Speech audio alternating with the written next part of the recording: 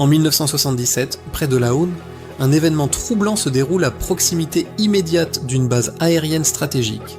Cette nuit-là, un gendarme en patrouille, formé à l'observation et au sang-froid, devient le témoin direct d'un phénomène totalement inexpliqué.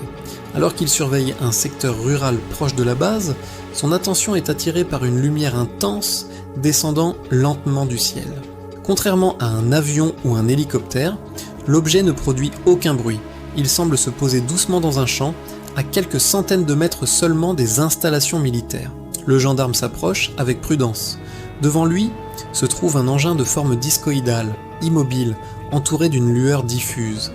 Soudain, il distingue un mouvement. Plusieurs êtres étranges sortent de l'objet.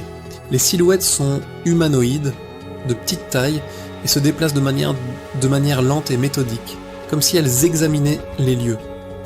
À cet instant, le témoin ressent un profond malaise. Il décrit une sensation de paralysie accompagnée d'une lumière vive dirigée vers lui. Incapable de bouger, il reste conscient, observant la scène sans pouvoir intervenir. Après quelques instants, les entités regagnent l'engin.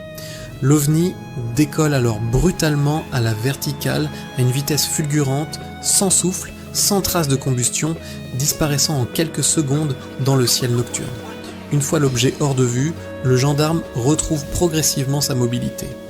L'incident est officiellement signalé et consigné dans des rapports. L'affaire attire l'attention d'enquêteurs spécialisés et d'organismes d'études des phénomènes aériens non identifiés.